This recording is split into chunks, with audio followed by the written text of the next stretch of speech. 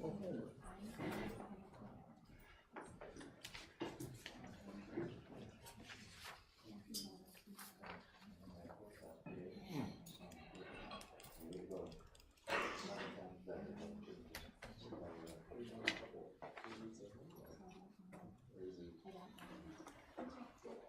I'll just put it this way.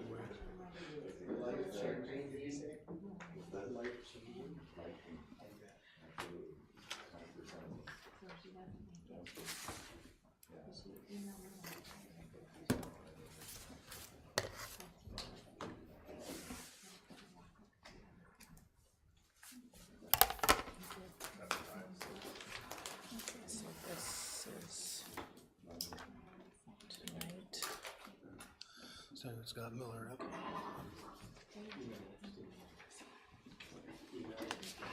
we ready?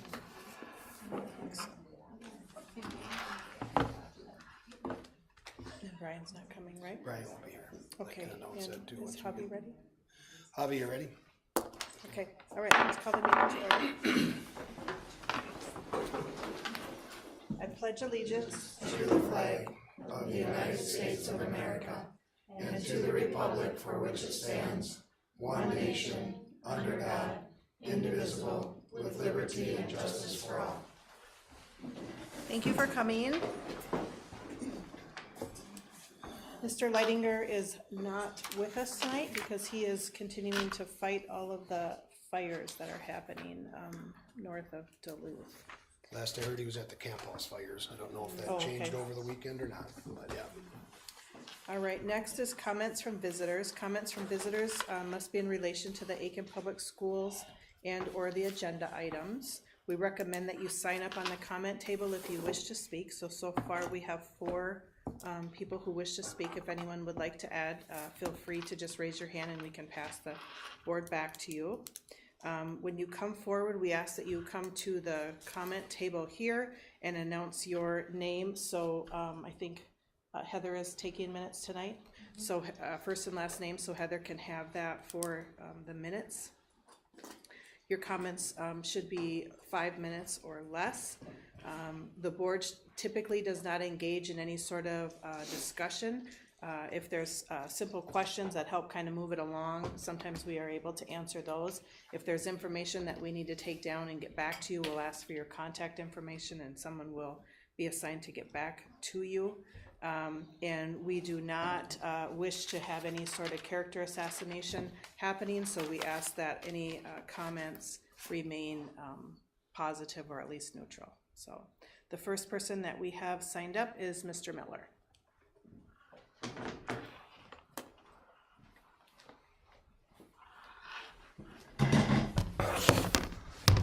Good evening, everybody. My name is Scott Miller. Wear a lot of hats for this district. So tonight I'm here as the Quarterbacks Club president, a position I've had for a really long time. If there's anybody out there who might like to take that on, just throwing that out there, that's an open position.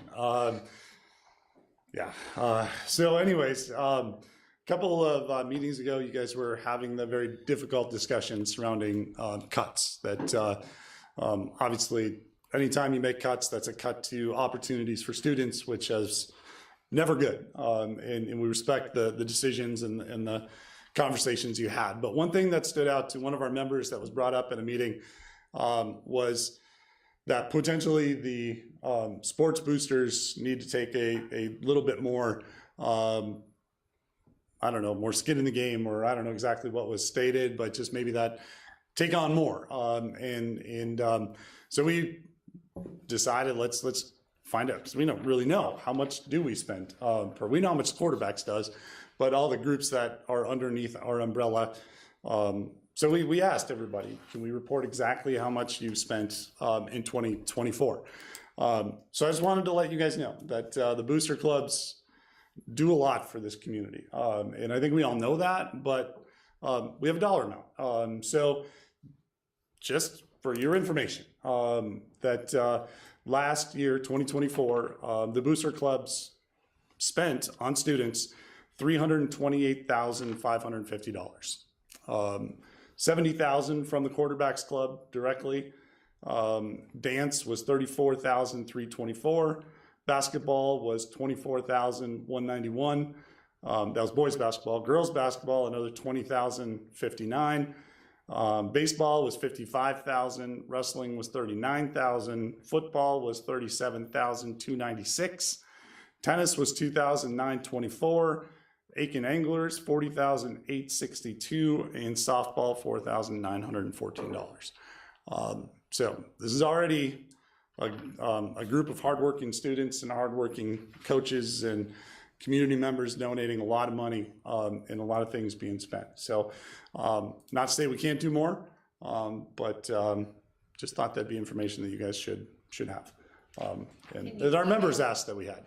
Can you So, email that list so that happily. you were talking fast, I didn't get them all. Yeah, I'm sorry, and I knew. I just the big number to me was 328,550, and that's fundraising by students, and other than football, or excuse me, other than Quarterbacks Club, which is primarily charitable gambling. So that money does come out of our community, not necessarily fundraising and asking students to go sell pizzas and sloppy Joe dinners and all that fun stuff that we do here in the community. But so that 70,000 from Quarterbacks is from charitable gambling. The rest of it is fundraising and raffle tickets and gun raffles and money raffles, and you all know. I mean, everybody gets hit up, and happy to support. But to ask for more, I don't know. I just want you guys to know that, to have those conversations, and to have that data. Okay, awesome. Thank you. Thank you. Thank you. Yeah. Scott, appreciate it. Absolutely.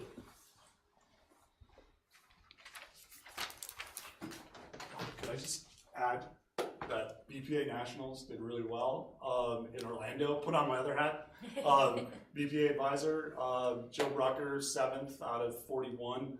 Got to get on stage. Our video production team was also 4th place in their room. Top 3 move on to finals. So they were right there, and it was a amazing experience for the students, and so again, money supported with donations from service organizations and Quarterbacks Club, and so yeah, great time had by all. They had a lot of people rooting for them and Yeah, it was following, really, and it really was neat really experience. cool. Yeah, good lot for of neat them. stuff. So yeah, thanks. Good job, thank you. Next is Ryan Folds.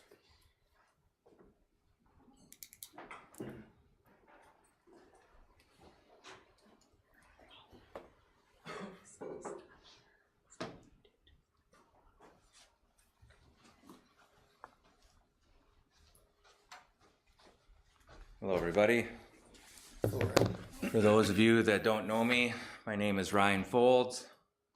I have coached or participated in sports in this town for as long as I can remember.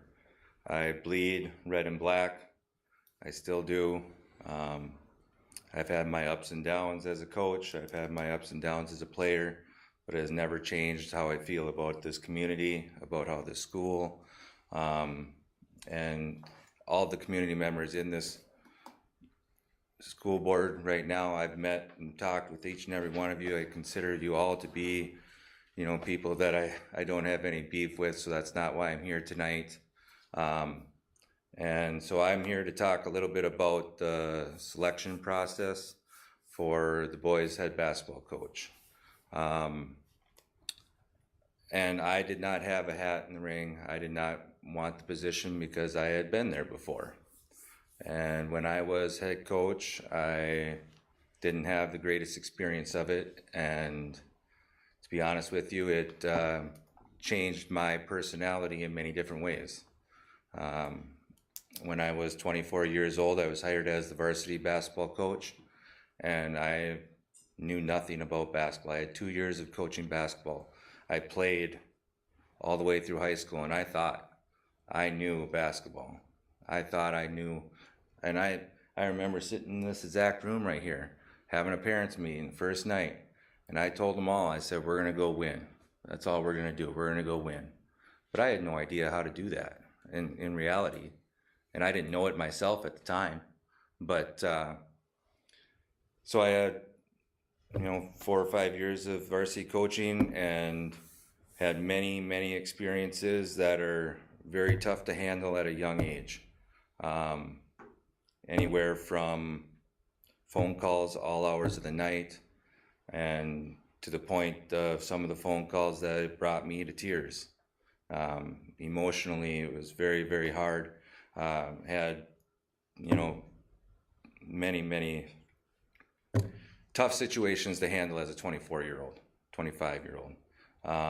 I was not experienced enough how to sympathize with parents and understand what the commitment and the sacrifices that they've made to try to provide an opportunity for their son or daughter to play at the varsity level.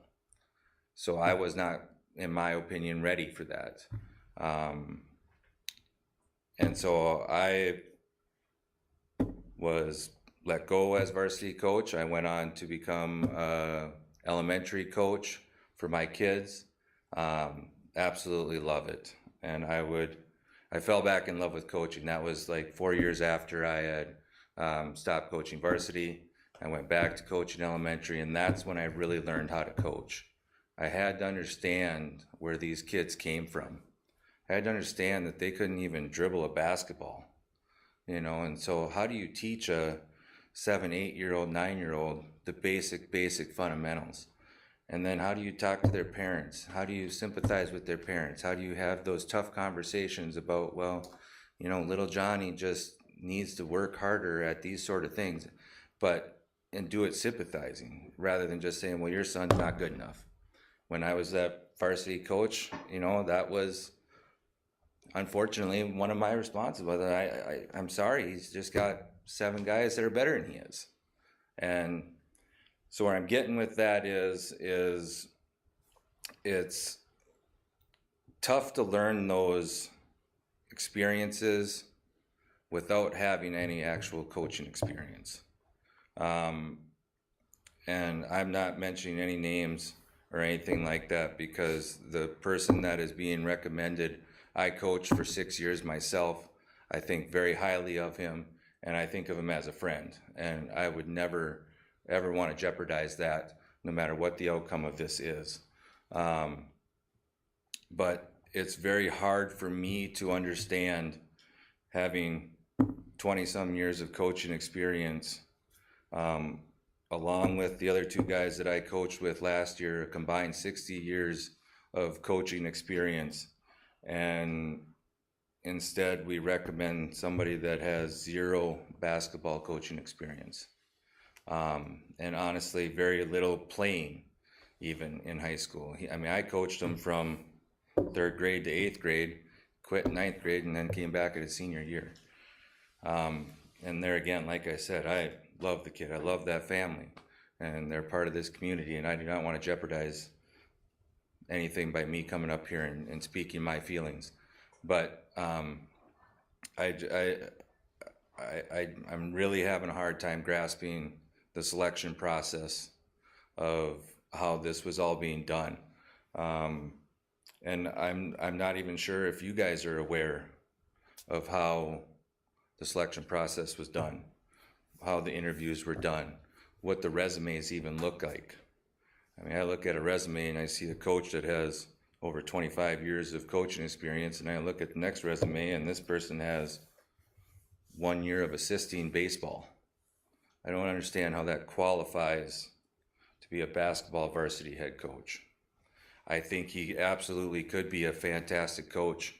I care about the families, the players that are coming up. Like I said, even this 9th grade group right now, I've coached them since they were in 3rd grade.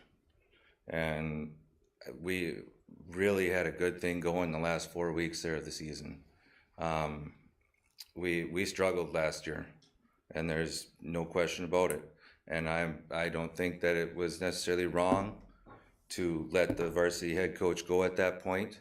Maybe the day was a little tough, because it was supposed to be the day that we were supposed to play our biggest rival. And Daryl Smith and Jordan Moss and we had 3 hours to come up with a game plan to play against our biggest rival. And in my opinion, we did a fantastic job, and we came out and we beat our rival for the first time in a long time. Those next 4 weeks of coaching with those two guys were some of the most intense, invigorating, and rewarding coaching that I've ever done. I got to work with a great motivational coach and player development coach in Daryl Smith. Jordan Moss is one of the most brilliant offensive-minded basketball coaches that I've ever had the pleasure of working with. I tried to do my part and be the defensive coordinator and help with the subbing situations. And like I said, I've been doing this a long time, and what we had last year at the end of the season was something that you could build a program on. And I'd hate for us to have to try to start over now.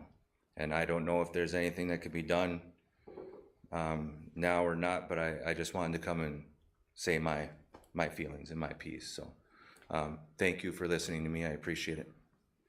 And thank you to you and to the other coaches for finishing up the season Oh, last yeah, year. We absolutely. appreciate that. Yeah, for the kids. Always for the kids. That's what we always said. It's always for the kids. Next is Desiree Folds.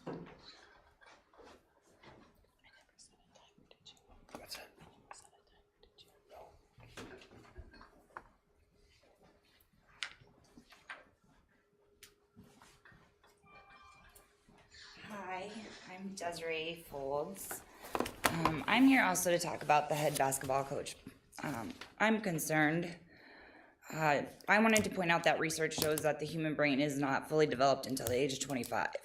The prefrontal cortex, which controls executive function, is still developing from adolescence until 25 to even 30 years old, which regulates emotional regulation, critical thinking, decision making, all of these things. So it's really concerning to me that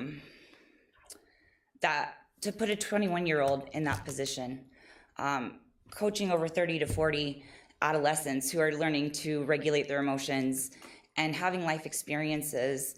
And a coach is so much more than just a coach. They're support, they're a mentor. They help guide these players.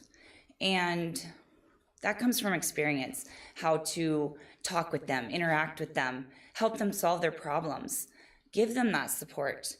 That takes experience. And at a varsity level, running the whole program without experience is also concerning to me. It's a lot, and I don't want to see the program suffer. I don't want to see the students suffer, and I don't want to see the school suffer. So I wanted to bring that to the board tonight, just to have that thought in your mind, please, that at 21, they're still developing, and they're with developing children. So, thank you. Thank you. And Noah Moss.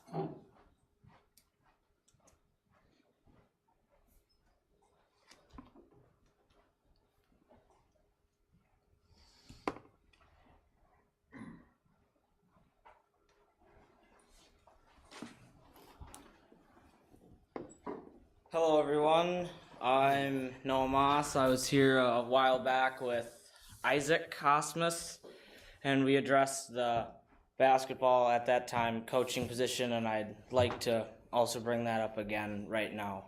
The Folds, I think, hit a lot of bases home with their experience from the parental side and the coaching side of the decision made, and so I'd like to give some input from a player's side.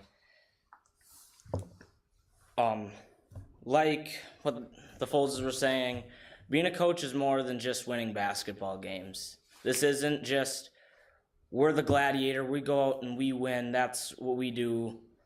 This is supposed to be fun, this is supposed to be building as a team and bonding and teaching all these players who they want to be in their life and what they want to do.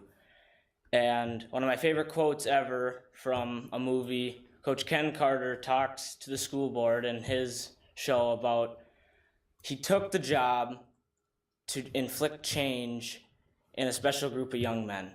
And that's how I feel. All these younger kids in our school, I feel, look up on the basketball team, the football team, and I want a program that's steady for those guys to build on and for them to have fun and for us to have a successful program. Last season, we had a great end of the season compared to what I had seen in the past. And we flipped a switch that I feel a lot of people thought was going to be challenging to switch with the coaching change. I think anybody could think that. It's going to be hard to make a switch. You have a coaching decision change right in the middle of the season. How are these players, how are the coaches going to deal with it? And I think everyone did a good job. I think the coaching experience plays a big role into this, with 3 candidates last year having 60 years of experience. Being thrown into the ringer right there helps when you have those 20 years of past coaching experiences to rely on when you're not expecting something. When something different comes up, we're ready for that to be thrown out. We're ready for that curveball, that next thing that's going to be coming at us. And last year, I had to share pain and endure pain with some of my best friends losing.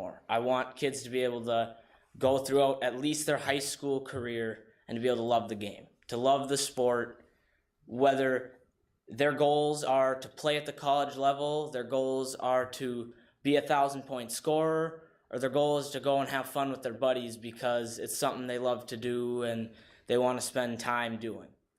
I think everyone deserves that right and deserves to have fun playing with their friends and to not have that love taken away because of a coaching decision or other things.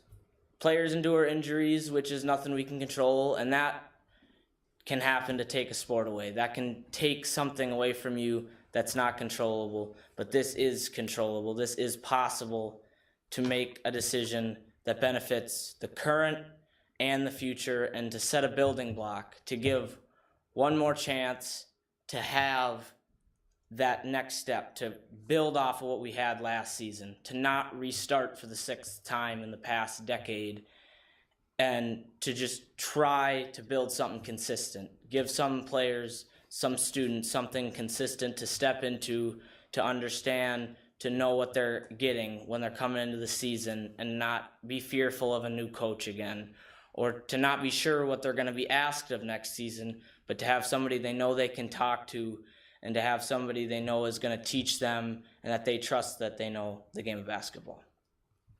So in this, I ask for your support in what myself and a lot of others behind the scenes, or like the Folds have been talking about, are trying to get the best candidate possible in for this position. And I thank you all for listening to me. Thanks, Noah.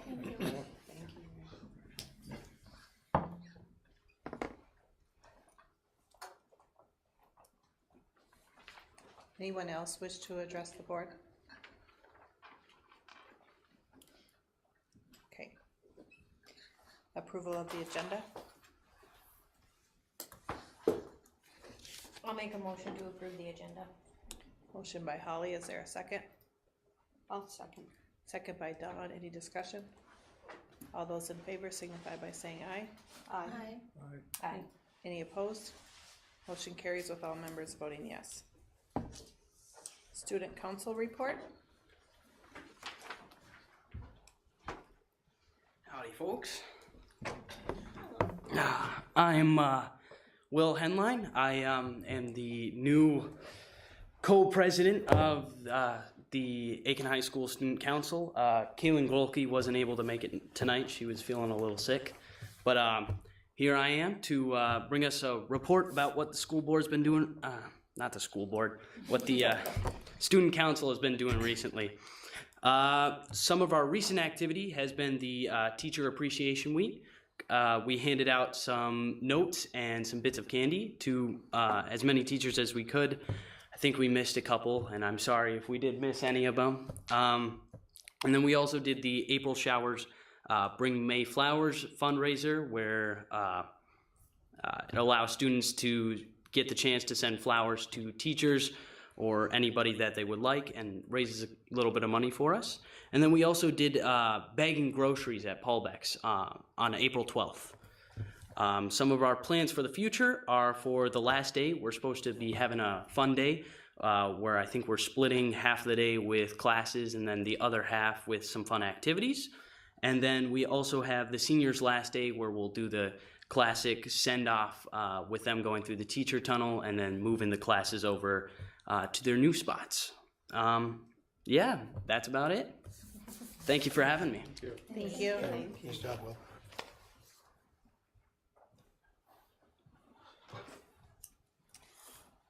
English language arts curriculum. Here, I don't know if you.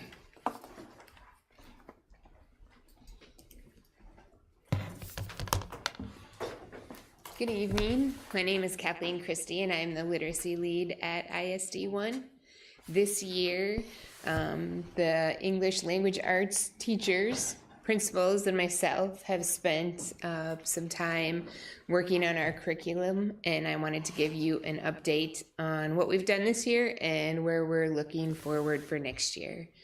The links on this slideshow are available on the agenda on the school website, so that if parents would like to look at the curriculum that we're looking at, they can, and do some research. Just a quick year in review. You've probably heard a little bit about the READ Act in the last couple of years. The Department of Education has focused a lot of time and money on the students in our state and their reading proficiency. The teachers in phase 1, which is primarily K through 3 teachers and special education teachers, have spent about 80 hours this year working on letters, which is a course that is about structured literacy and how students learn how to read. And it starts at the foundational skills that students need and goes all the way through really what we're teaching students in 12th grade. So the phase 1 teachers are halfway through that letters training. They'll complete units 5 through 8 next school year.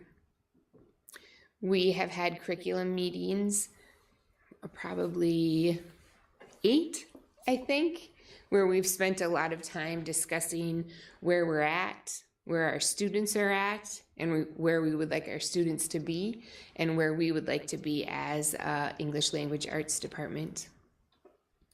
In those meetings, we've talked about new standards. We're required to implement the new reading standards next school year, and we've also talked about the curriculum, especially curriculum that's been recommended or it's been said that it's highly aligned by the state of Minnesota. And so that's what the curriculum that we were focusing on.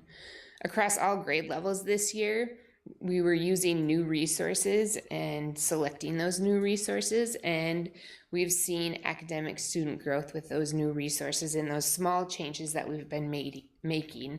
So both at the high school and at Rippleside, teachers said, we need to just take our time and go through this and do what we can do. And so some of the things that we've been able to do, and here's specifically where the links are if the community is interested in looking into some of this curriculum. We started using UFly. I don't know, why do they spell things wrong? I don't know, that's really annoying. But UFly is a highly aligned curriculum for foundational skills. We were using it in grades K through 1, and now the second grade students will continue using that. So we will have fully implemented UFly next year. Comes out of Florida. The teachers really like it. I haven't heard anyone say anything bad about UFly in our district. There are some areas that we can strengthen, and we know where those areas are, and so we'll work on that next year with teachers. Grades 3 through 5 they're planning on using functional morphology, the curriculum that comes from the University of Minnesota. And morphology, where UFly is looking at phonics and how words are patterned to make words, morphology looks at how words are structured to make meaning. So prefixes, suffixes, roots, you've heard that before. That's what that study is in grades 3 through 5. So we move out of the foundational UFly into functional morphology, okay? And then grades 6 through 10 are using a new curriculum called SAVAS, My Perspectives. They're gonna start that next school year. We had a training last week that was about 3 hours long, and the curriculum aligns with with Canvas, the the LMS system that we use here at the school. And so it was exciting to see teachers using the tools that are with that curriculum. A lot of the stories that are in My Perspectives are stories that teachers were already using in their classrooms. So those are the changes for next year that we will be making. This summer, we're also going to examine 2 possible curriculums for grades K through 5. So we have UFly and functional morphology, and that is like the study of words. Then we have to adopt something that's going to talk about comprehension with our students. And so that is what Wit and Wisdom and EL education will do for us. So the teachers are spending hours looking at Wit and Wisdom, hours looking at EL education, and at the end of August, we'll come together, meet with the company reps, and then make a decision about if we're gonna go with one of those curriculums or if we're gonna go with neither of those curriculums, and we're gonna keep working, looking for one that fits our district. So that's what our plan is. Did I forget anything? I think you did great. Okay. So, looking into next year beyond the curriculum is we will be adopting the 2020 ELA standards. There's a link there if people are interested in going to see the standards and the information on those standards and how they've shifted from the 2010 standards.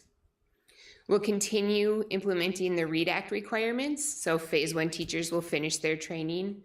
Paraprofessionals at our school will have training, specifically paraprofessionals who work with students on reading. And then phase 2 teachers, so that will be teachers 4th through 12th grade, will have staff development that they'll receive on literacy. We'll screen all students for proficiency, and if a student is not meeting proficiency, there is support that will be offered. Parent communication is also involved in the READ Act requirements that will come up next year. We've been doing a lot of the parent notification already. We're just making some tweaks to some things.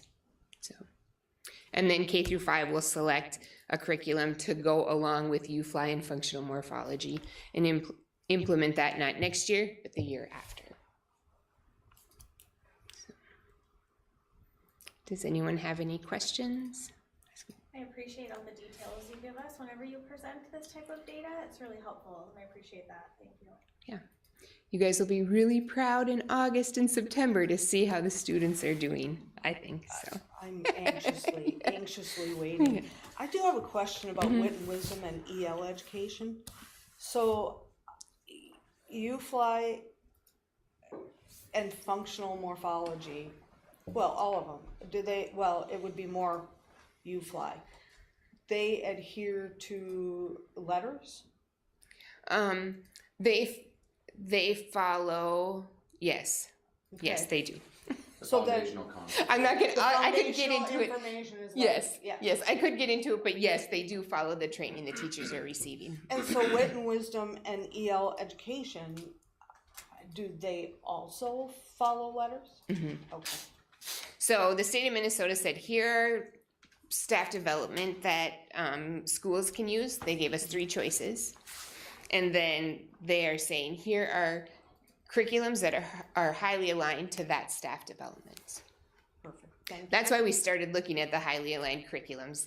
If the state has done, they've done a ton of work making sure that they're following best practice. So. Awesome. Thank you. The kids worked so hard this year, especially just hearing from Mateo. We were watching a Timberwolves game, and they're so sweaty. And he said, they look like they're working as hard as we did on our reading and CAs. I'm so proud that he got a score. So thank you for all of That's good. everybody's work on that. Yeah. All right. Thank you. Thanks, Kathy.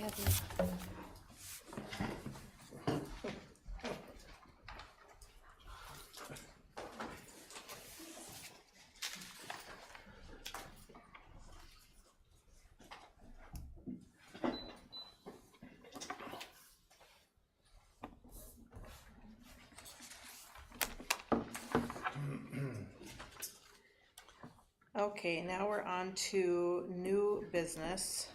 Is there a motion to approve the consent agenda? So moved. Motion by Dawn, is there a second? I'll second. Second by Holly, any discussion? All those in favor signify by saying aye. Aye. Any opposed? Motion carries with all members voting yes. Okay, brings us down to 7B. This is a great discussion item. Can I back up for 1 second? Oh, yeah. Would you please comment on the Spanish teacher position, on her experience with the language? Yeah, Thank you. yeah. The nope, you're good. Spanish teacher has several years of in Spanish, working in the Spanish language. We feel she can, has the skills and what's needed to continue to be able to teach Spanish. It'll be a part-time position this coming year, Spanish 1 and 2. Lisa, anything to add? She has several years of high school, college Spanish. She subbed for Irma at the beginning of the year. Yep. Loved it. Was super excited when the position opened. Irma was part of the interview committee. Highly recommended Sarah as the candidate, and she is a licensed English teacher, so she understands how to teach a language, and I think she'll do a really nice job. Thank you. And the staff love her. She's Mr. Nudell's sub right now, and so she's kind of been here in different capacities this year, and I think she'll do a really nice job. Yeah, thank you. I had some questions about that, and I've met her, Yeah. and I think she's wonderful, so thank you for clarifying that. Thank you. Down to here, right, 7B. All right, you ready for me? Yep. All right, couple of items under discussion. We've been talking about this for a number of months, maybe even years. We're at a point with all the different meetings and all the different discussions we have. I'm going to ask the board to approve us moving forward in November election with a pre-K-6 building referendum with a second question, a wellness center. And in the agenda, or on the board packet, question 1 would be a pre-K-6 elementary school with a transportation center at $64,440,000. And then there's a second question, community wellness center that would be connected to the pre-K-6 facility at $6 million. Question 1 must be approved by local voters in order for question 2 to pass. So that's the first ask under the discussion. We had talked about, the board has asked questions and community has asked questions, but what would it cost to demo Ripple site if that's the route we go, and our estimates are about $1.3, $1.4 million. The thoughts are, should this pass and should the building be built, we allow a time frame in there to maybe it could be bought, repurposed, or somebody else could find a use for it, but maybe put a time frame on it, 2 years. If something doesn't happen within 2 years, then we gotta look at it into demoing it. So not saying that's what we're doing, but that was a question we've been asked and I didn't have a dollar amount, so we worked and put that together. That would be that's not necessarily part of this, that's just more for your information. The $64,400,000 does not, $440,000, that does not take into account that we're well on our way to getting $5 million from the IRRB at this point. So we get, if May 29th, 2:00, I have a meeting where we'll be told if we're getting that, or it'll be announced if we get it or not.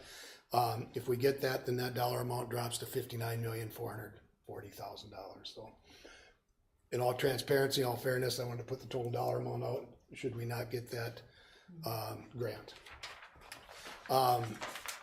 just took a phone call as I was coming up to the meeting from our lobbyist. It does not look like there's gonna be sales tax exemptions considered this year. We had requested that.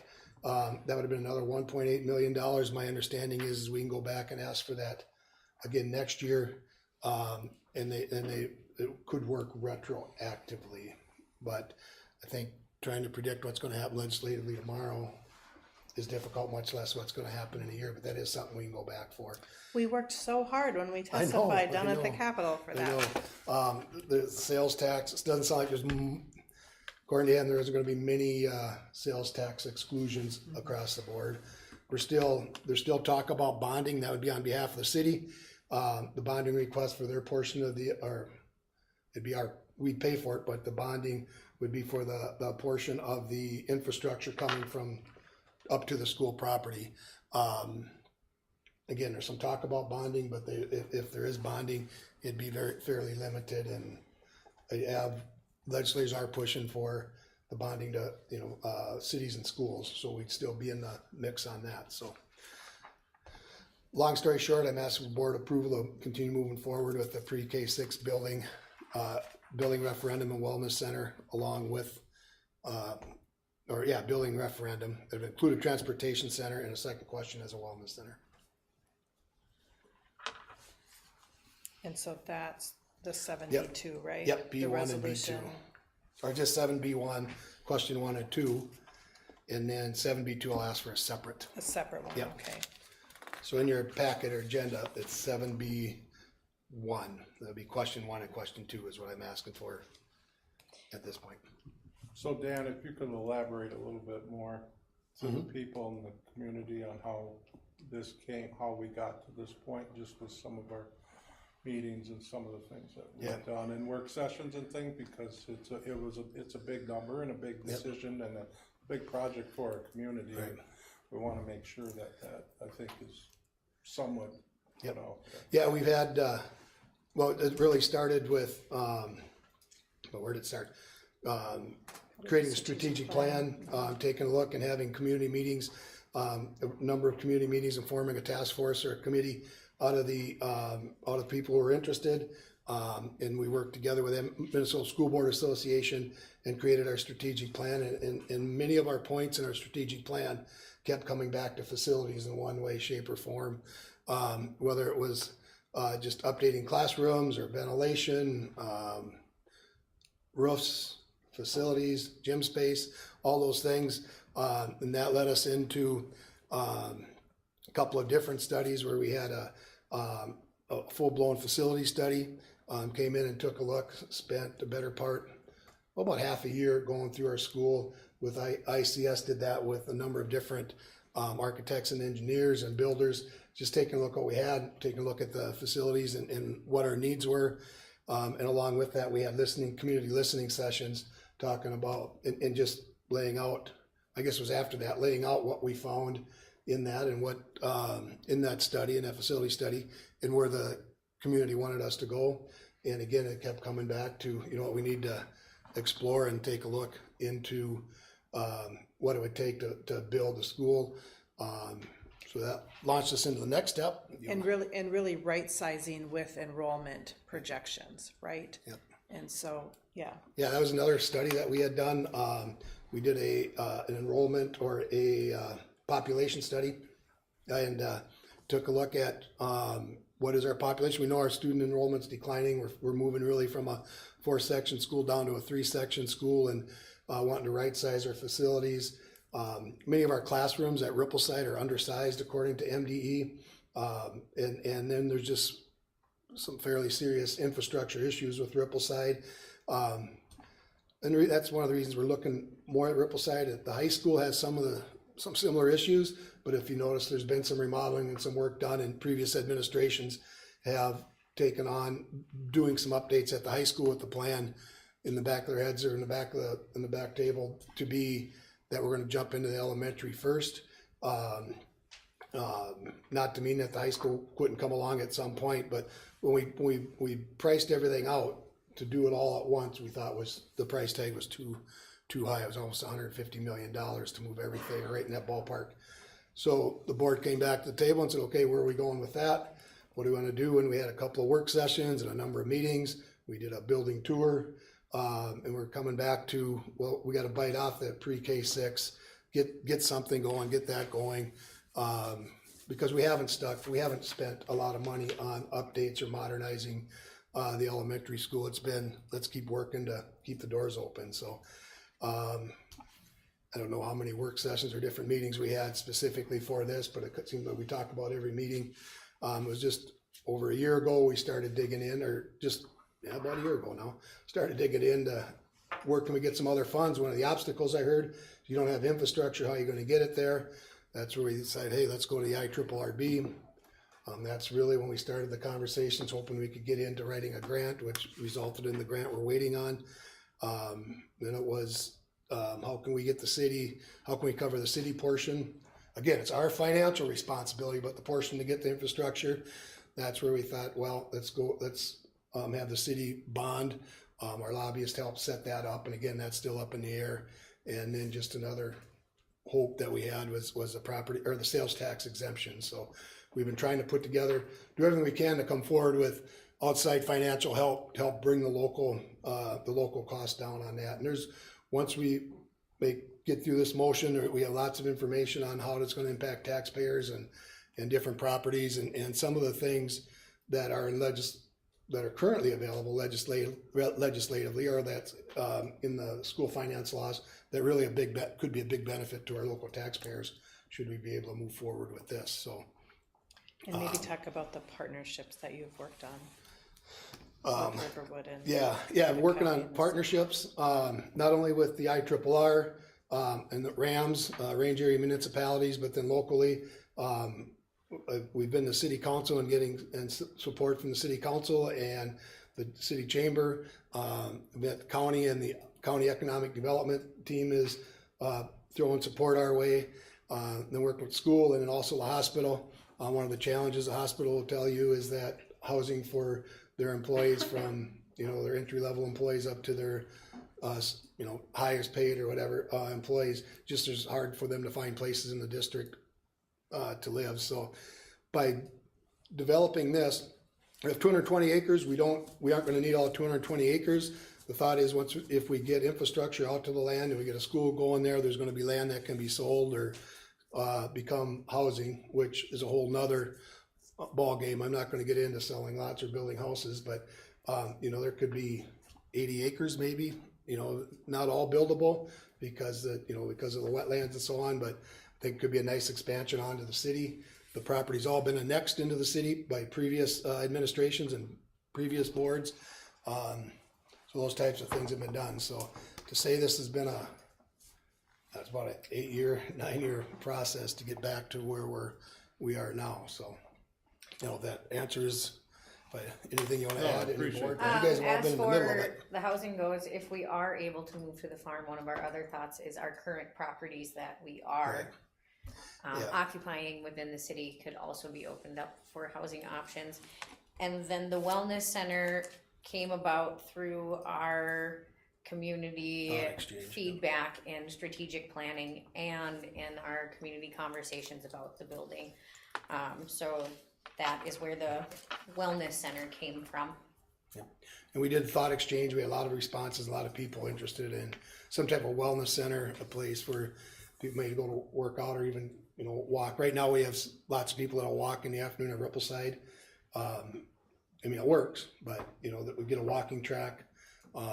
We'd have the wellness area would double as extra gym space for practices, could double that could be used for community events and things like that. And that seems to be a lot of communities are going to that wellness center type area that can be a multi-purpose facility. And that's what we went and looked at. Staples recently did some remodeling and addition, who basically done or added a wellness center, which is, when we were there, they're using it for gym classes.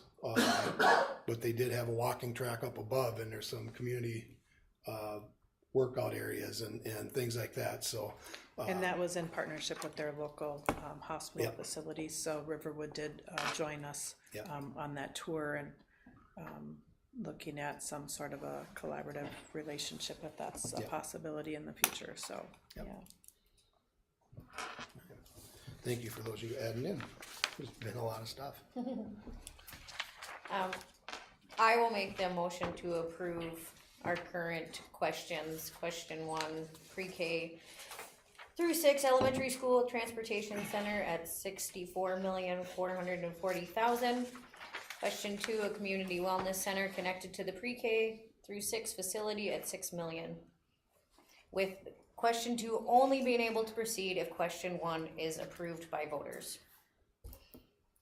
There's a motion on the table. Is there a second? I'll second. Second by Cassie. Any discussion? Any discussion? All those in favor signify by saying aye. Aye. Aye. Aye. Any opposed? Motion carries with all members voting yes.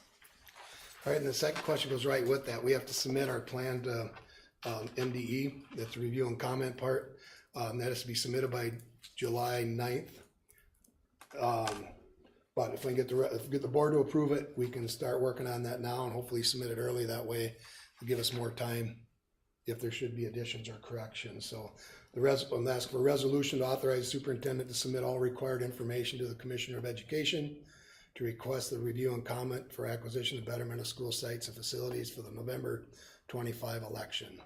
The project will be financed through the issuance of school building bonds if approved by voters. That's what I'm asking. I'll make that motion. Motion by Holly. Is there a second? Second by Dawn. Any discussion? All those in favor signify by saying aye. Aye. Aye. Aye. Any opposed? Motion carries with all members voting yes. Okay.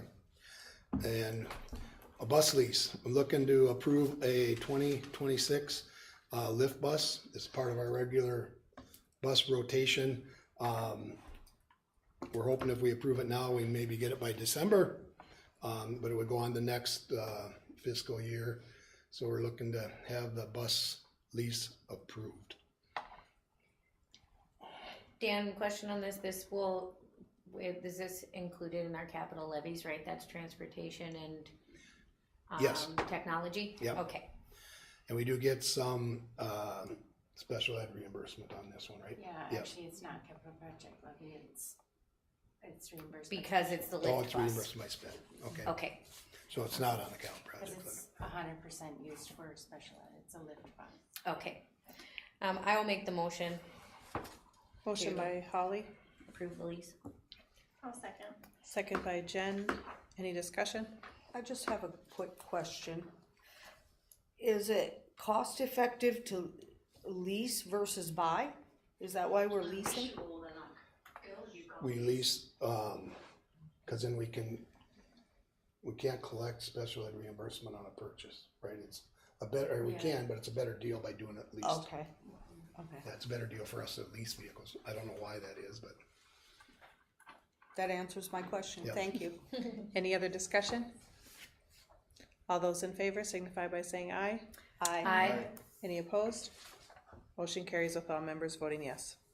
all right, next item, we discuss head basketball coach recommendation. Everybody knows where we're at on that at this point. The recommendation has been to hire Landon Jansen as our head boys basketball coach. So I asked that that be taken off of the consent agenda. Normally, that's something that is on the consent agenda. As a part of the, I'm a member on the personnel committee and reviewing the information with administration and with the hiring committee. We have discovered, if you will, that there are some parts of our hiring protocol that have been inadvertently missed from when we switched from doing everything like by hand to the electronic application process. I can tell you that previously in our prior budget cuts, we eliminated the HR position. And at that same time is when I think Mr. Sifter came on board. And I think that in reviewing it, there's just some best practices that I would recommend from almost 20 years of doing hiring protocols and kind of looking at the whole process. I have some reservations. And so it doesn't have anything to do with the candidate of who's being recommended. It's simply looking at the process.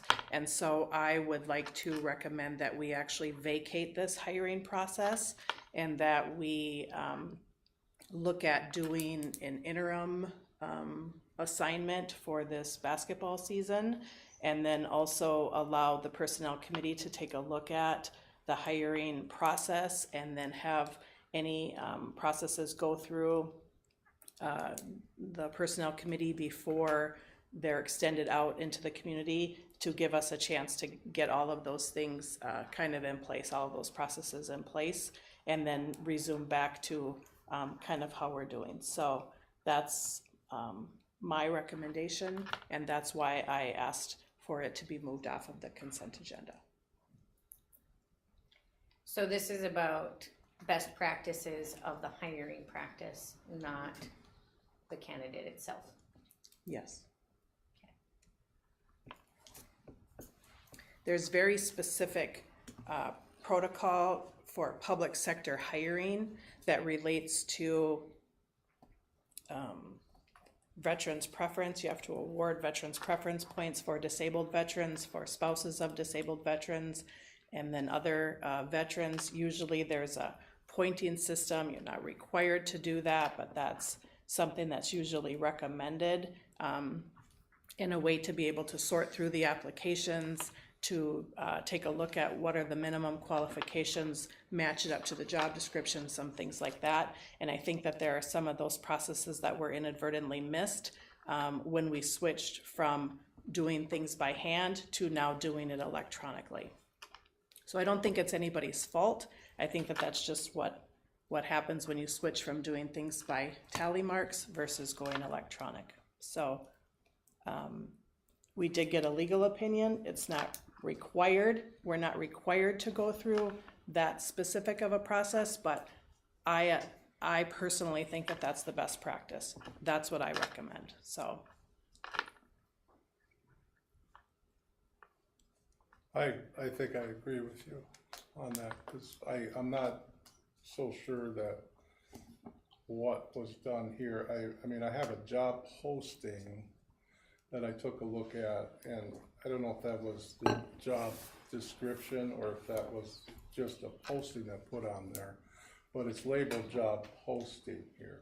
So I took a look at that and then just look at the responsibilities, and you know, I took a look at that and to where that was when I looked at this on this position and then how it was. So, but I'm not going to disagree with you on what you're saying there. I'm sorry, Colin. No, go ahead. At the same time, I feel that our administration and our department need to really have a solid process when we're hiring. I mean, that doesn't matter. It doesn't matter if we're doing a school teacher, a bus driver, a coach, or whatever. We're working for the world's best workforce here in this, and we have that in our strategic plan. And then the process of way on what I see here to choose candidates was, you know, I mean, I don't know if it accomplishes that. I don't see it as accomplishing that. I've been involved with a lot of hiring in my entire life. I've been there, done that. Pretty rigid hiring process to me being able to make my own decision in my own companies. And I don't vary with a lot of it because of what I look at and how we do it. So that it's just the way I look at things when I hire. And I will tell you, knowledge and skills are big in my world. So I can also share that in looking at the other positions that are brought forward, there was not the same issue with any of the other ones that were on the consent agenda. It was just with this position. So it wasn't, again, anything to do with the individual. We did not have those same issues with the other positions because either they were previous, there wasn't any new process going forward, or they were single applicant processes. I'm willing to have this discussion in this discussion point because it is about the procedure that was done hiring. I am not willing to have the debate about candidates because we were not given any of the notes from any of the interviews. We are not privy to that. That is not because anybody was withholding that. That is best practice to keep us out of all of that personal data. So for me, I do think we should vacate this, but I don't necessarily think that we should be managing the decision end that came out of that team. Even if this wasn't done in an inappropriate way, just not the best way possible. So I don't think that we can make a decision to vacate the decided candidate based on anything because we were not given any evidence to state besides personal opinion from community members.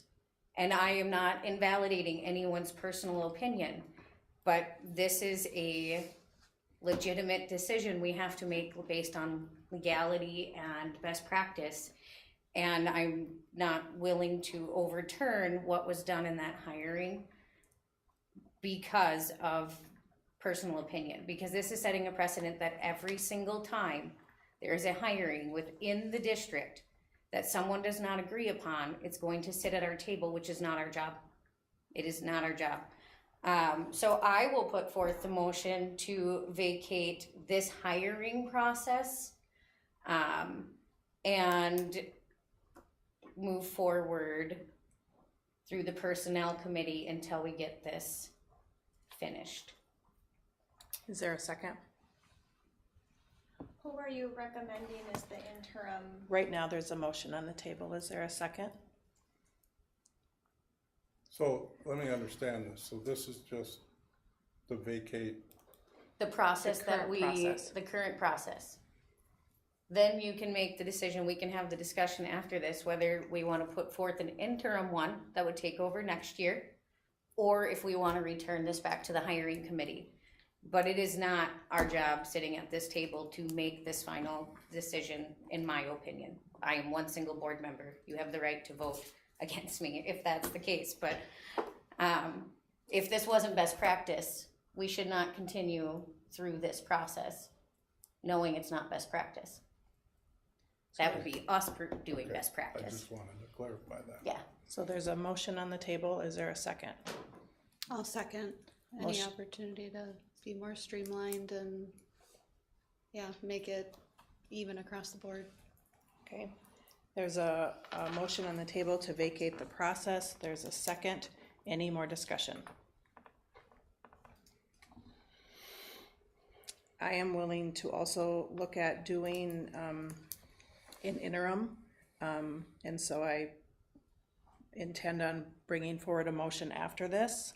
But I just wanted to be able to clarify and separate out these issues. So just to clarify that.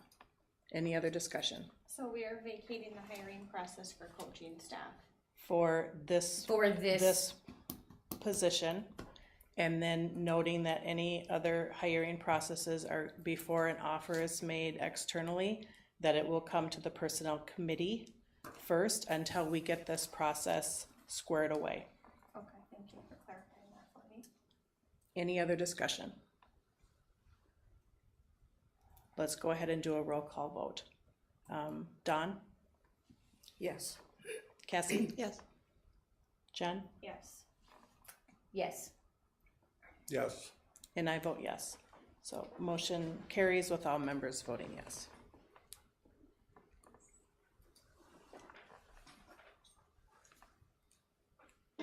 So now we have the option here, because we have to continue to discuss this. It's putting this up, so I guess I don't have anything stated to me in that this wasn't done with the best intentions of the program.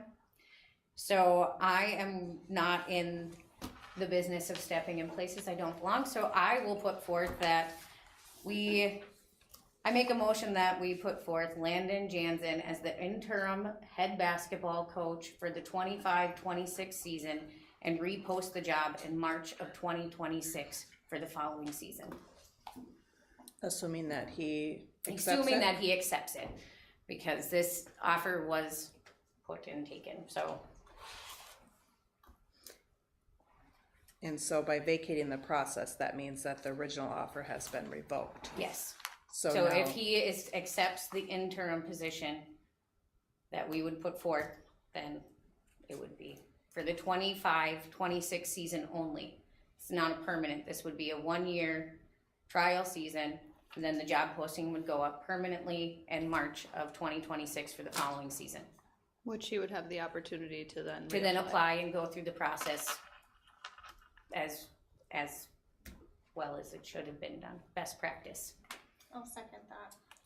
so there's a motion on the table to extend an offer to the recommended candidate, Landon Jansen, to serve as the interim varsity boys basketball coach for the 25-26 season. Basketball season, and a second. Is that right? Yes.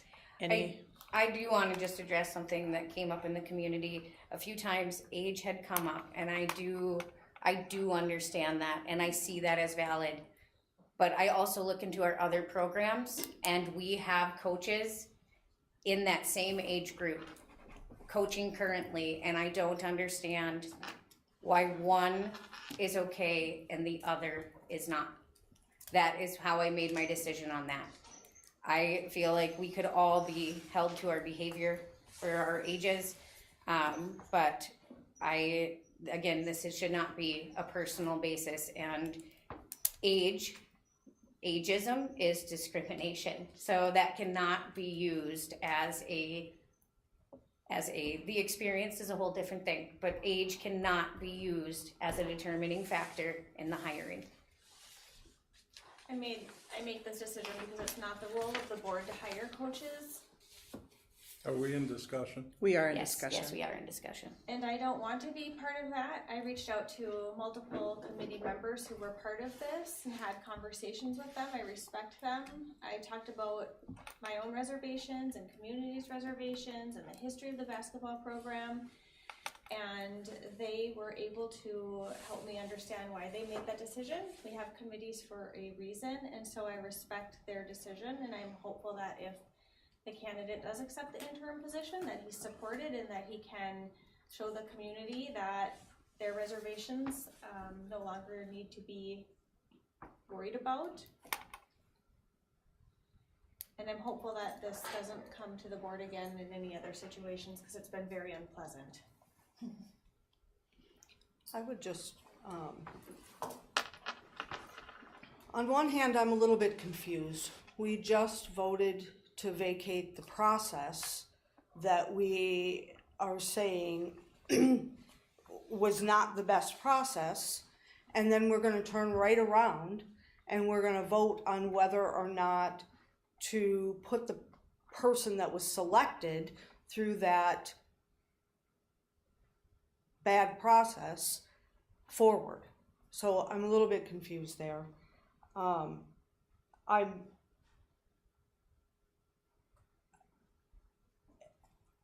will never say that somebody, because of their age, is unqualified for anything. I view all of the work that we do here through the lens of students. Our students who will be seniors next year, they only get 1 year to be a senior. And so we want to make sure, whether it's the basketball coach, the English teacher, the government teacher, whoever it is, we want to make sure that the people who are working with our students are the absolute best that we can get. And so, you know, if the process is broken that was used, then are we actually getting the best? Or what are we doing? I do have a question, because literally it was just 2 months, maybe 3 months ago, you approved the same candidate to be a coach on our baseball program. So how is it appropriate in one program and inappropriate in another? And I do understand coaching levels, but I don't believe that you can state that like that. I don't understand. I'm having trouble understanding that, why it was perfectly okay in one section and not in another section. I don't get it. It's exposure to our kids, and at that point, even younger children than our seniors. So I would say more emotionally impressionable if that was your worry, but that again is not our job to choose. Are you comparing baseball and basketball? I am not. I am talking sounded. Jobs here. This is a job. We're not there. You're not in the athletics department. We are on the board. And so we don't need to be diving into the athletics department as if we know everything that happens there, because that's a separate department. I am all about doing the job that the community put me here for, and not anyone else's, because that's when you get yourself in trouble. My question though is, coaching is coaching, right? Impressionable children. We're talking in any sport whatsoever. So how is it okay in one and not in another? The I games don't are have different. The games are different. You can't tell me the games are the same. I'm not Baseball, basketball talking is about the the actual game, Roland. I'm talking about coaching. Yeah, I know. Coaching is the same throughout all sports. You're not teaching the same skill, but you are trying to teach the same lessons, right? Teamwork and the ability to move forward, and hard work and practice. I am not discussing this as a separate athletic. I am discussing the fact that this is a process that has been done by someone else.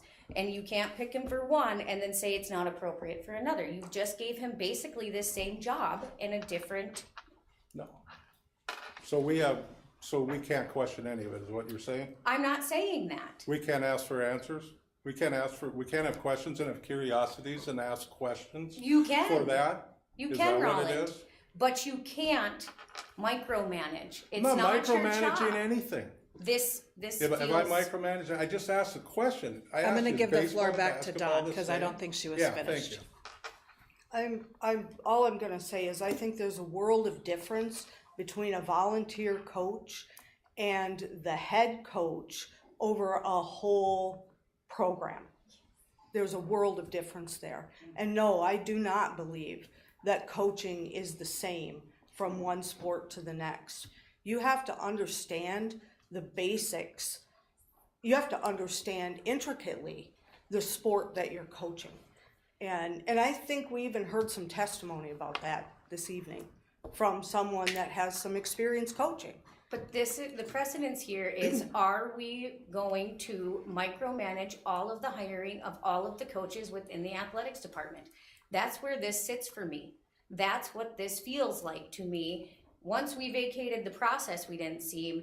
Now this feels like we are choosing because we know better. I just don't believe that. Roland, did you have anything more to add? Yeah, as I looked at this whole thing, it was just, all teachers aren't the same. Teachers are teaching geometry, some are teaching social studies. So I guess since it's teachers, we can throw that social studies teacher, the geometry, and that is kind of where I'm following you on this, Holly. I can't be, I just, because why would we micromanage that if it was there? I think you'd have questions if that was done in this scenario. Two games are vastly different, okay? I'm just gonna say that. And as I look at hiring, you look at knowledge and skills. It's nothing personally against the individual that was put forward. It's not on a character type of assassination.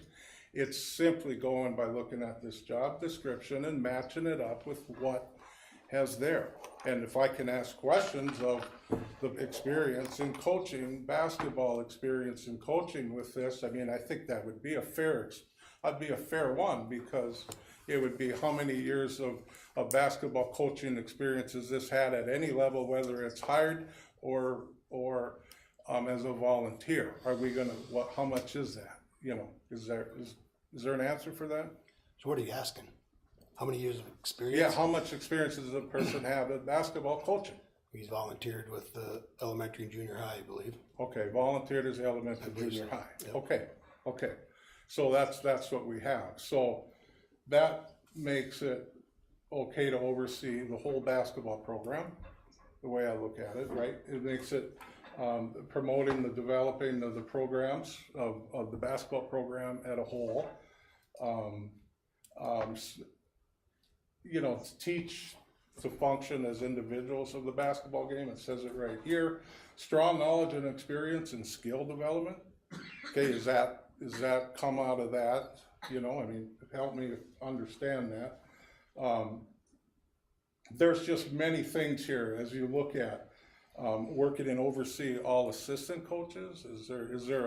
Has this person led a team of coaches on this thing? I mean, I look at this and go, what are we doing? So as I looked at, and yeah, I got a lot of comments from people. Okay, are we not supposed to listen to comments and try to make and formulate decisions and help us move? Because I'm looking for the kids here. Okay, looking for the kids on this basketball team. I'm looking for the kids next year, and I'm looking for else. That's just where I'm at.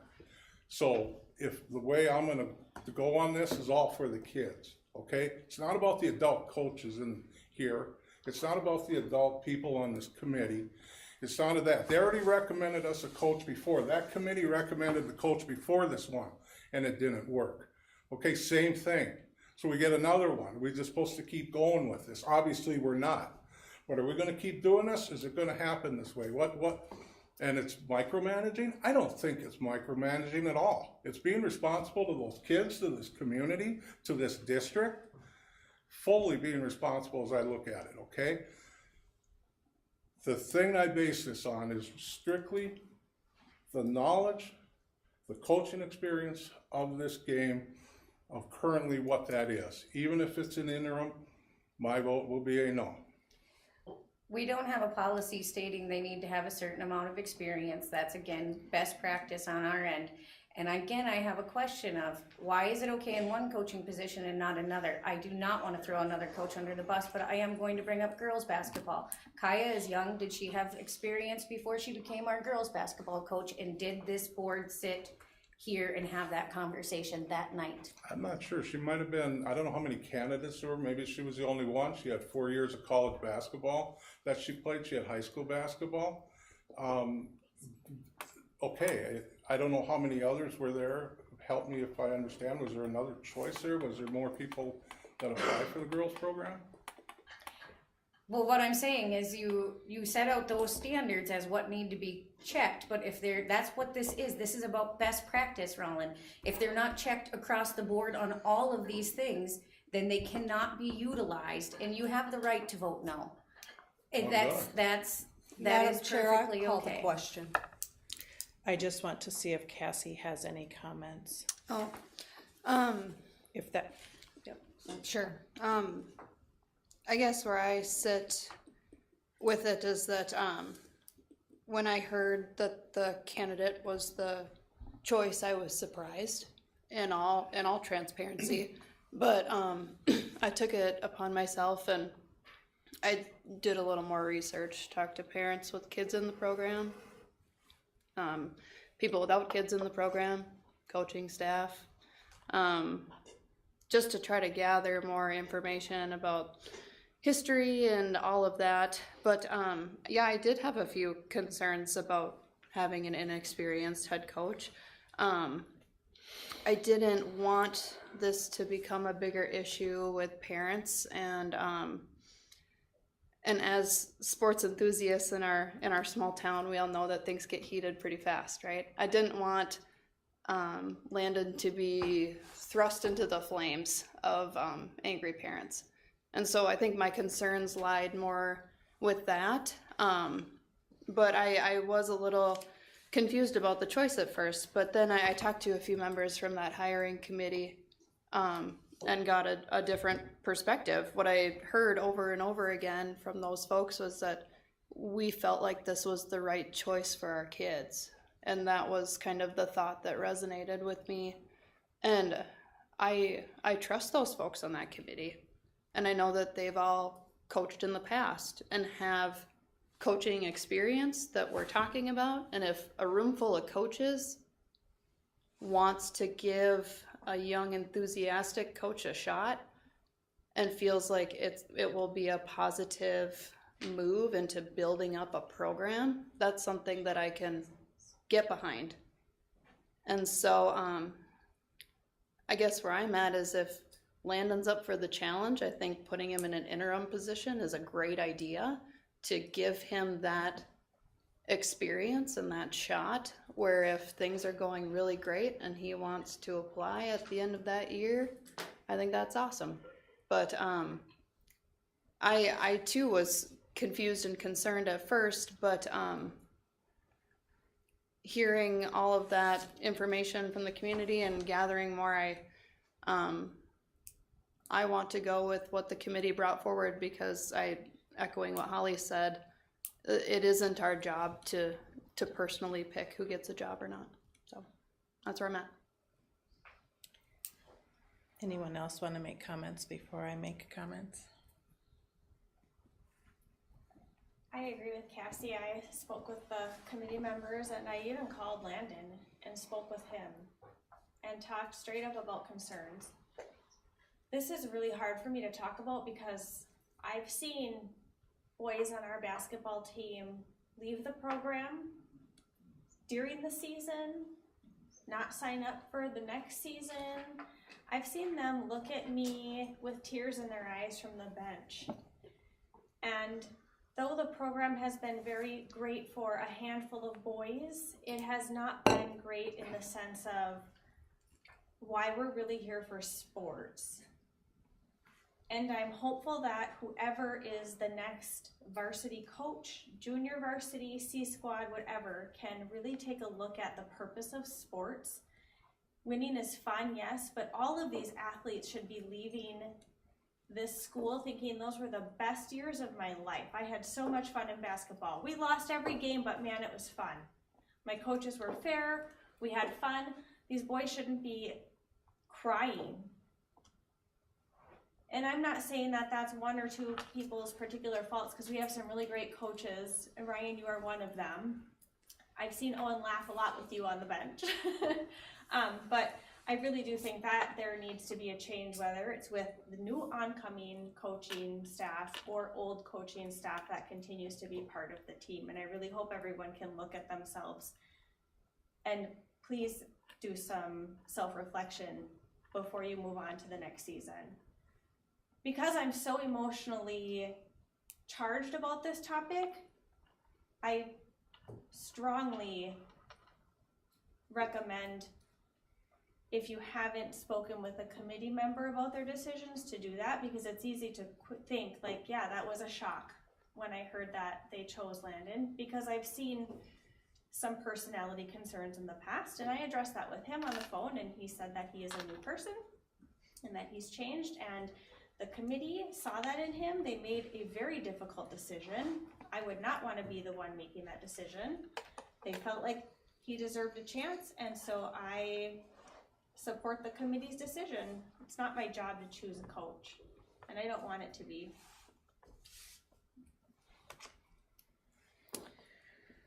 Okay, it's my turn. I also very much struggle with this decision. I have a lot of a lot of personal reservations regarding the amount of experience as well. I think that this will be a very challenging position for anyone going into. I think that there already is a lot of potential conflict. I'm concerned about the ability of even a very, very experienced coach being able to go into an environment that we have where players, families, coaches, staff have strong opinions already, and I worry that whoever's in this role is already going to have a target on their back. And I am asking that no matter how the vote comes out tonight, that everyone just take a deep breath and recognize that we are here for the students and that the boys just want to play basketball. They don't want this conflict. And we as parents and as adults owe it to the children to let them be kids. This is what the community should be talking about. I want the right person in this position. I want the students to be successful. I want the coaching staff to be successful. I have talked with administration, with members of the hiring committee, the two candidates that I know personally, their family members, other coaches in our community, teachers, other staff, parents, basketball players, current students, recent graduates, community members. I've solicited feedback. I've received unsolicited feedback. I've listened. I've asked tough questions. And honestly, I have pushed the limits with a lot of people who are angry at me because I've pushed the limits. And I'm okay with that because I'm here for the students. And I'm here to ask the tough questions. I'm not here to make people happy. Sometimes I've even calmed a few people. I have searched desperately for solutions. I have offered up solutions. I have tried to be creative. I've tried to think rationally. I've done all of these things because I want to be transparent. I want to do the right thing, even if it's not the popular thing. With that said, even though I have significant personal reservations, I was elected to represent the people. And the majority of the people who I have talked with support Landon Jansen.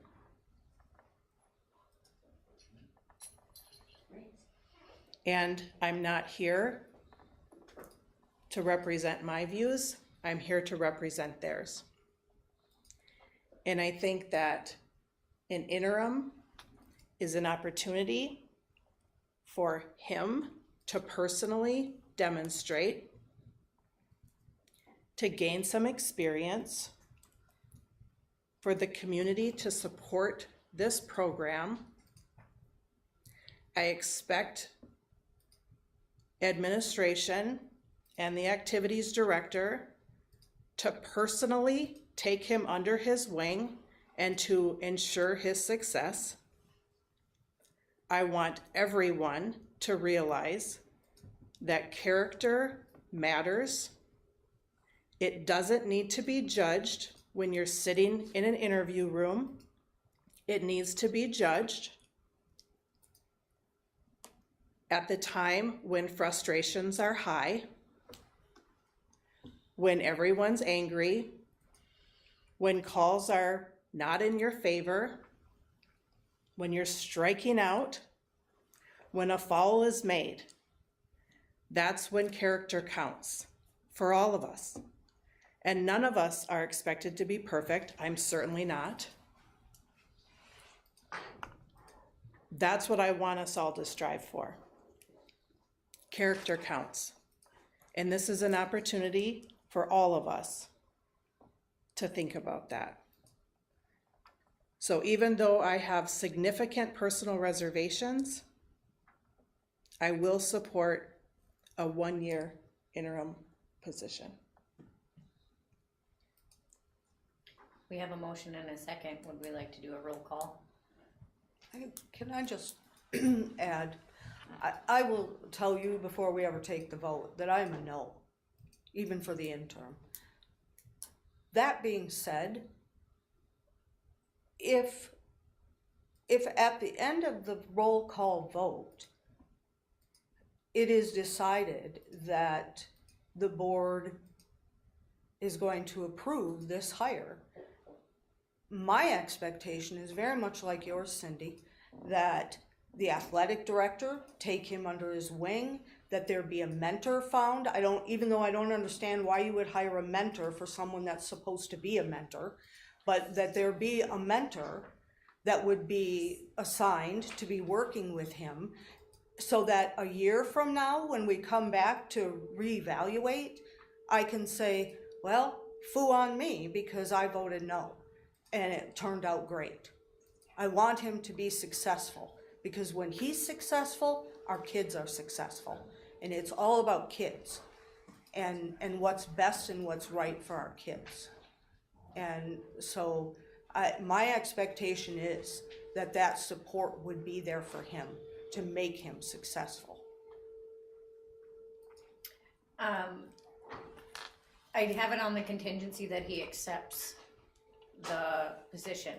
If he does not accept the position, it would be posted again then, right? Like, just so we're all under the understanding, it would be posted again immediately for rehiring, then going through the personnel committee like we asked.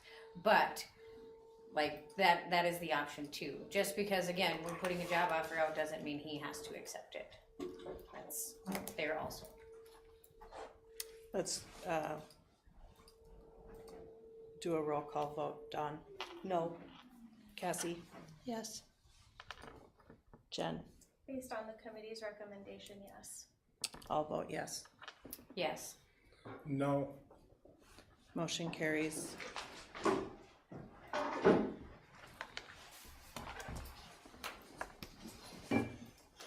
Administrative reports. Are we to board member reports? Yes. Yeah.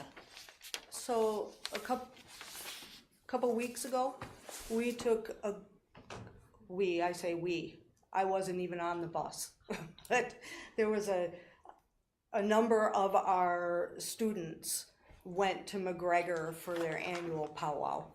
And it was very well attended and our students had a good time. And I don't want to elaborate too much because I'm sure our principals are gonna talk about it a little bit, but I was able to be there and it was a lot of fun to be with those students there.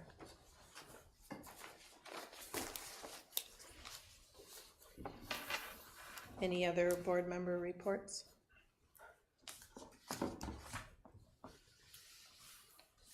Okay, policy committee meeting. I'll do it, Dan, if you don't. Hey, that's fine. I was at policy and all of these policies are just review. None of them have been changed. I think we found our oldest one was like since 2002. They have not changed a word, but we've reviewed it multiple times in there. The last one that even had a change was like 2015. So they are all exactly the same as they are currently in our book and are just up for the reapproval. And it's first reading, so there's no board No action. motion needed.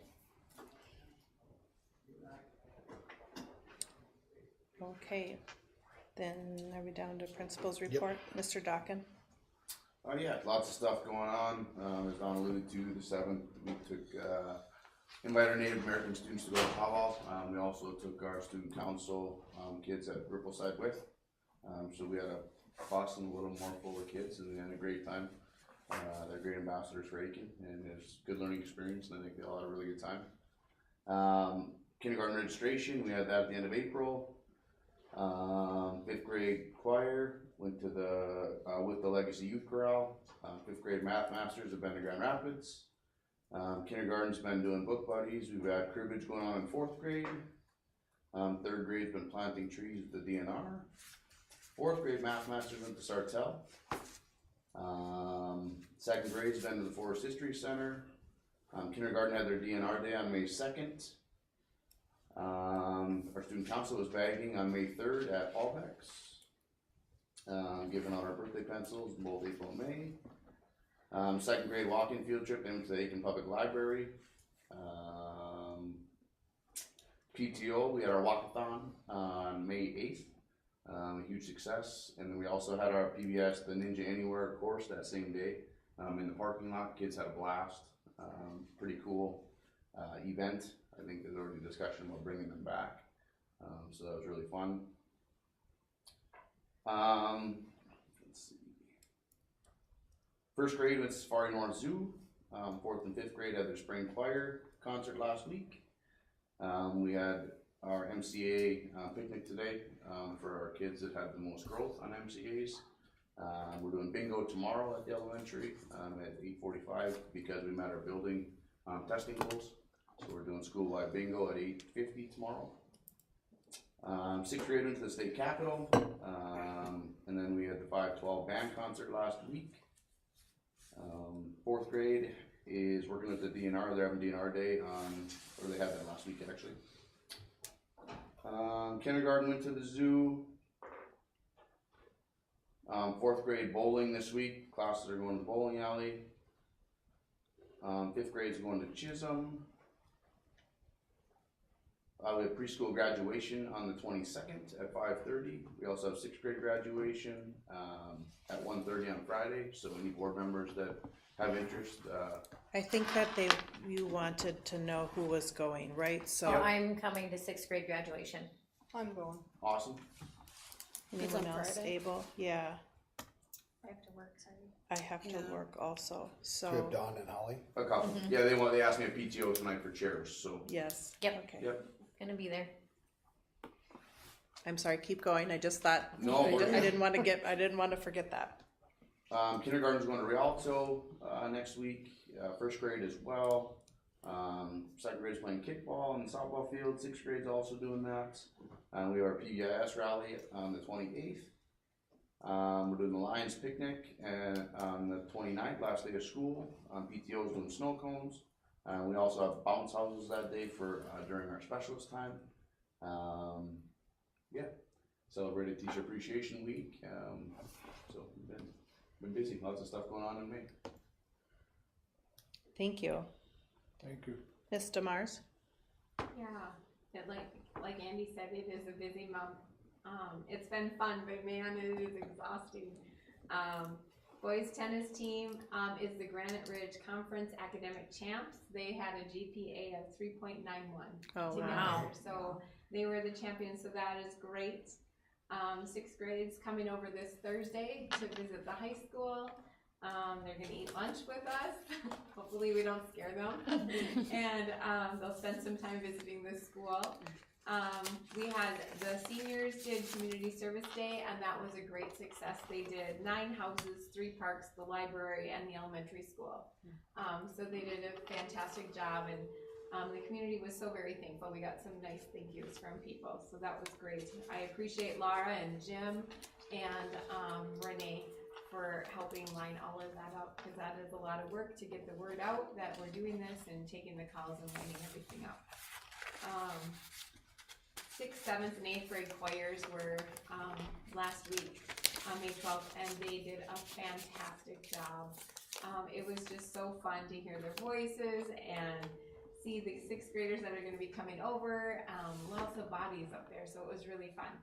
Our 9th through 12th grade Pops concert is going to be this Friday at 7:30.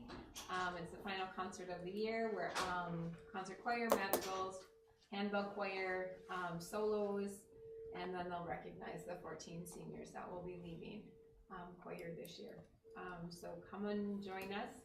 On April 24th, the choirs from Aiken High School and Rippleside Elementary teamed up with the Legacy Youth Chorales to present a collaborations concert sponsored by Mid-Minnesota Credit Union. I was not able to be there, but I heard it was very well done. So that was great. Let's see. Aiken schools that are involved in the Legacy Youth Corrals are also Emma Kahn in 5th grade, Thomas Ostrowski in 5th grade, Gabriella Owen in 7th grade, Delilah Voller in 4th grade, Gwendolyn Voller in 6th grade, and Irene Wagner in 4th grade. So they were part of both. So that was nice. The 5th through 12th grade band concert was last Wednesday. That also was fantastic. It's just so wonderful to see our music kids and how well they did. Mr. Meeks did a great job, lots of energy in showcasing voices with band and entertaining us with his drum line that the kids that aren't in choir, he's kind of doing that on the side with them. So it's just fun to see how things are changing and, you know, fill in the time for kids to learn different things and techniques. So they did a great job. Kira Hamilton got the John Suso Award. Nolan Norberg was awarded the Louis Armstrong Award. And Bennett Sedlowski and Owen Perrine received the Pepsi Awards that the teachers picked. So they did just a fantastic job. And the seniors were recognized as well that are leaving band. Mr. Kruger's class took his group, his career exploration group, to the Brainerd Aircraft Rescue and Firefighting Facility at Brainerd's Lake Regional Airport. So the kids were welcomed there, and then they got to sit in some planes and just tour the facilities and see what happens if you want to go into airport management. So the kids really enjoyed that, lots of great pictures. And then the 9th grade students had a field trip day, and one of the places they went to visit was the American Pete Tex Town site for a tour of their facility. They were able to see what they do with the resources that are available right here in Aiken. So that was a great trip. They really enjoyed that. We took over 50 students to the powwow, loaded up a bus. I didn't realize we were gonna have quite so many kids on one bus, but we made it and we got in there, and the kids really had a good time. Lots of kids said, I've never been to one so big.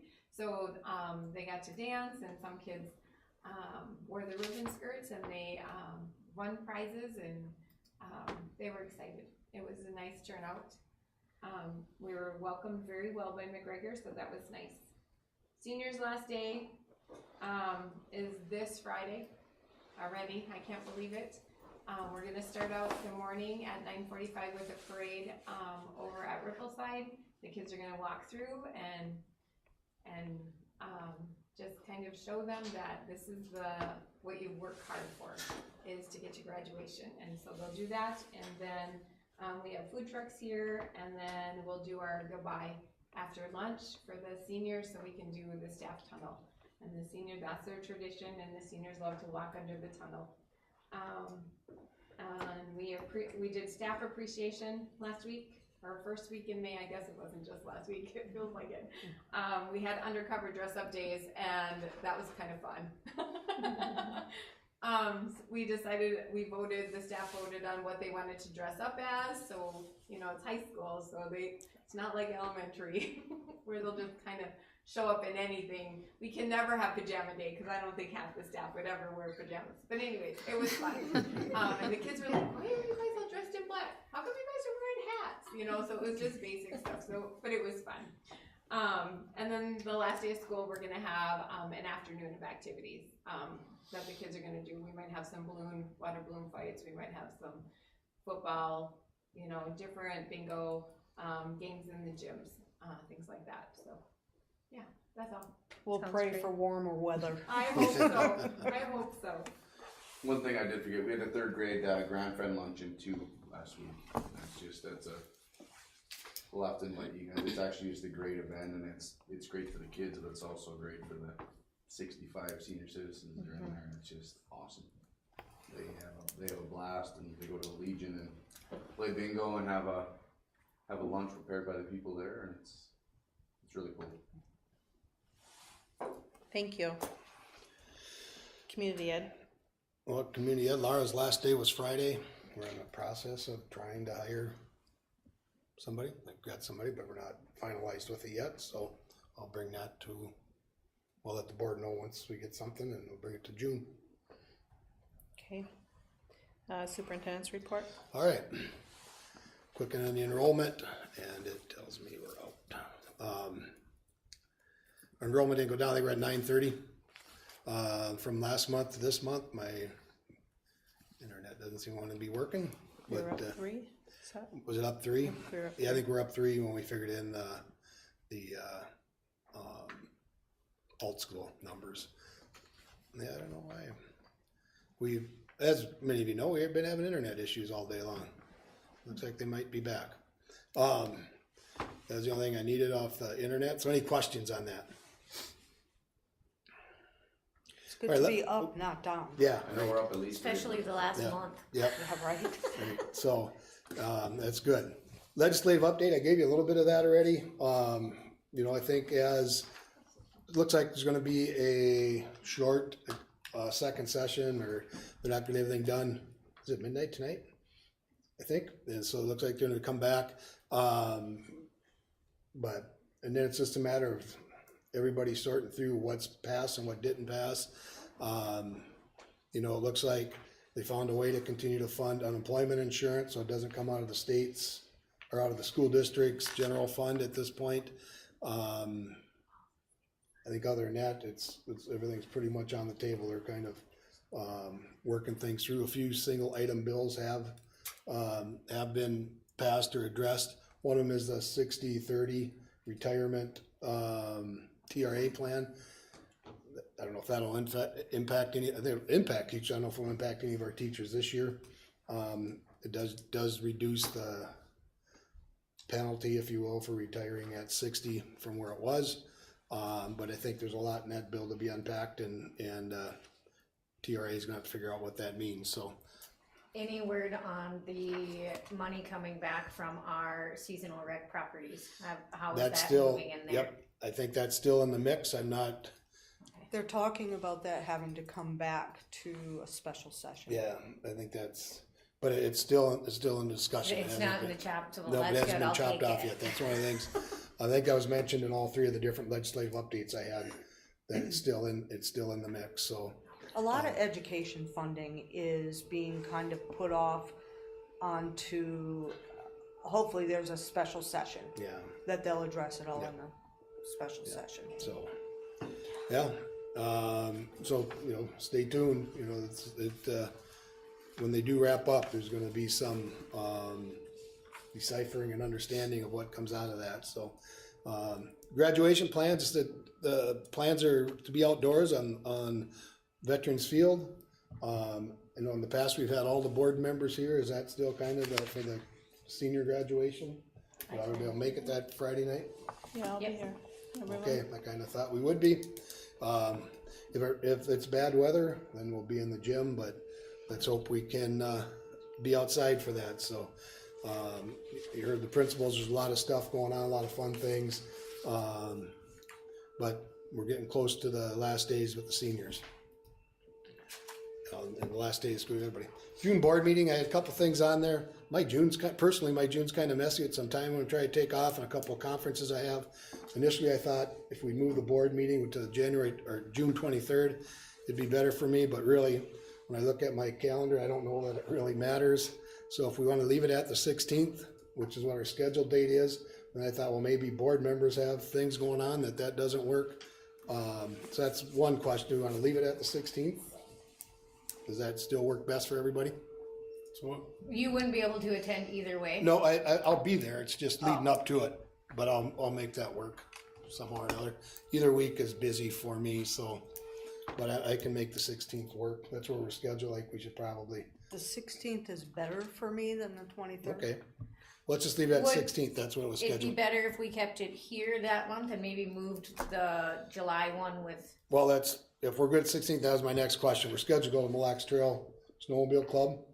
Do we want to make that move, or do we want to stay here and do the Mille Lacs Trail? We've done the Mille Lacs Trail. I think we moved it 1 month. I think every year. I think we used to do it in April, then maybe May. Then we moved it to June. So, but I'm good either place. Doesn't matter. Well, I mean, I like to stay committed to Malmo or and Palisade, I'm not gonna veer Going- off the of o- that. yeah, the only drawback is we don't use it unless their Wi-Fi is approved. Or Wi-Fi's fine. Javi records it and then we can play it back afterwards. And we're already scheduled there? We are. I'll double Okay. check to make sure that we're good. But I think their Wi-Fi is good down there. It was. I think it is Was for us, last year. but not to broadcast or not to play the live Fine stream. for general usage, but not for streaming. So, all right. Oh, I was just there. It looked pretty good. So June, maybe they upgraded. June 16th at the Mille Lacs Snowmobile Club. We'll stick with that. Yes. And any others? I don't have anything. So Okay, upcoming meeting facility. there's a robotics. Thank you coming around. If you haven't seen it, I do have one more thing. So robotics team, another hat Mr. Miller wears, but he and Mr. Hankey wrapped that up in early March. But they just had a thank you for the school board. So now I'll be quiet. Okay, facilities and finance on the 21st. 23rd is Rippleside 6th grade graduation. 28th personnel committee meeting. The 30th is graduation. Anything else? Can somebody put out the meeting notices for the board meetings? They're not popping on my calendar. Maybe, can you resend me all? Sure. We've sent a schedule of all the meetings. Oh, Do you want okay. a reminder? I on don't know. your I guess calendar? that's my, I should just put them on there. But then we usually get the meeting invites and then they kind of like automatically go on there. I think, and that's what it used to do, but now mine aren't automatically going. Okay, yeah. We haven't been getting them online. When you post the meeting, though, it sends me an email. Does everybody get that email? Yeah, I get an email Like when that it on the posts. Friday or whatever. And I that use- won't come out Took till- me a while to get trained on that system and I don't know if I can untrain. I used to get it, we used to, when Mary was here, we used to get a invite Yeah, if you- first and then the meeting. We got it I've had it till just Yeah. recently, I maybe do this think year. Brian's supposed to be put on the facilities and finance committee list, and it's still coming to me. I think Oh. him and I swapped Oh, committees, and so I don't know that he got added to that. okay. If no one's gonna make facility and finance, let me know, and I'll see if I can make Okay. facility and finance, so. But those are going to the committee meetings, but they're not going to the board meetings. So somebody's doing the committee meetings, right? Yeah, those are invites from Google, and we don't do that for every board meeting. I can. It's just one more. See that smile? When you get a chance, okay? Cause I don't have them on there and I book stuff Okay. Do you want them all at once, or, through the end of the Yes. year. That would be wonderful. okay, Yeah. don't wait till the Please, meeting? yeah, Okay. do it all the way through the end of the year, Okay. cause then it just kinda recurs and does it that. School year, then we're done. Yeah, no, the end of the year. Calendar year. Yeah, calendar year. Okay, is there a motion to adjourn? So moved. Second? Second. All those in favor? Aye. Aye. Motion adjourned. Thank you.